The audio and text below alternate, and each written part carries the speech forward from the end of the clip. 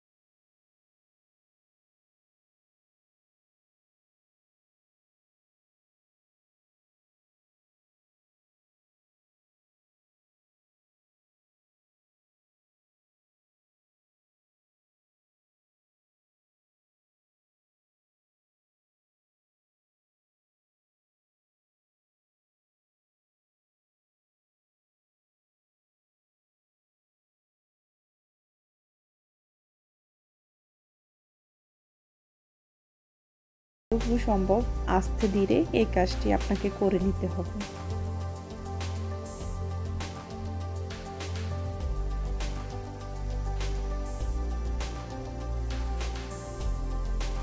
বালুশাহী মিষ্টির জন্য ডোটা রেডি করে নিলাম। আমরা নর্মাল যে কোনো আটার কায়ের জন্য একদম প্লেন গোল বল করে নিই, এই ক্ষেত্রে ওইরকম করা যাবে না। এরকম অবস্থায় 30 মিনিটের জন্য আমি এগুলোকে ঢাকনা দিয়ে ঢেকে রাখবো। পরে আমি এগুলো দিয়ে মিষ্টি বানিয়ে নেব। ফিরে আসলাম আমি 30 মিনিট পর। আমি এখন এখান থেকে কিছু ডো নিয়ে গোল বলের মতো করে নেব।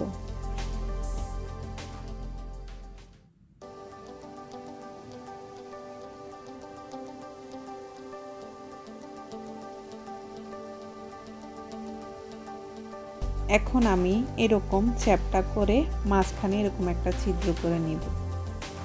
বালুশাহী মিষ্টির বৈশিষ্ট্যই হলো এরকম চারপাশ এরকম ফাটন থাকবে, তাহলে এগুলো ভাজার পরে সুন্দরভাবে একদম খাস্তা হবে। আমি সবগুলো মিষ্টি এভাবে বানিয়ে নিলাম। এখন আমি ভাজার জন্য চলে আসলাম। একটি প্যানে আমি যথেষ্ট পরিমাণে তেল নিলাম। বালুশাহী মিষ্টিগুলো ডুবো তেলে ভাজতে হবে। আমার তেলগুলো গরম হয়ে গেল। এখন এখানে আমি মিষ্টিগুলো দিয়ে দেব। চুলার আঁচটা একদম কমিয়ে বালুশাহী মিষ্টিগুলোকে ভেজে নিতে হবে।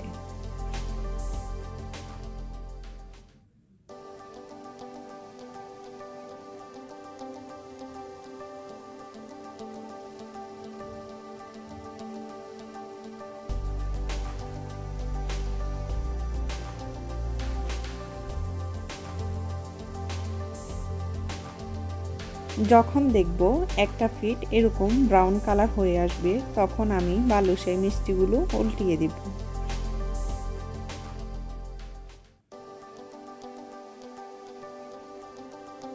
আমি সবগুলো মিষ্টি এভাবে উল্টিয়ে দিব।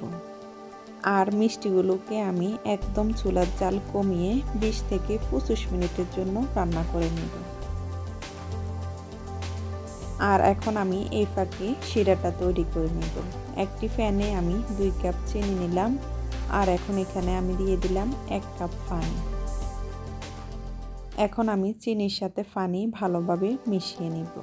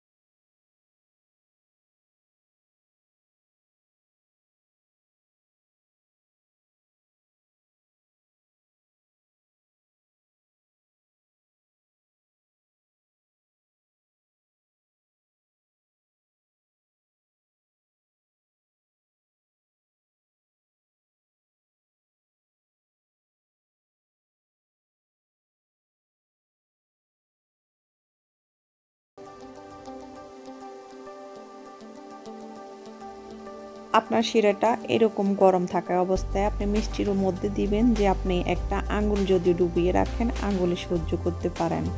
আর মিষ্টিটাও একদম গরম থাকা অবস্থায় শিরা দিতে যাবেন না, মিষ্টিটাও যেন হালকা একটু গরম থাকে।